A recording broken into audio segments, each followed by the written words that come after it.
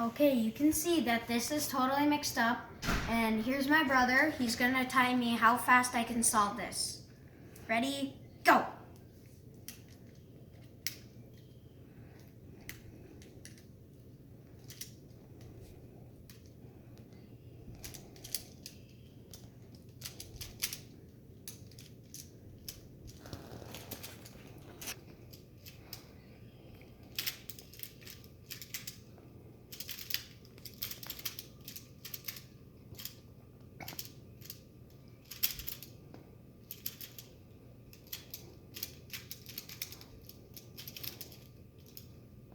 How long was it, Lucas?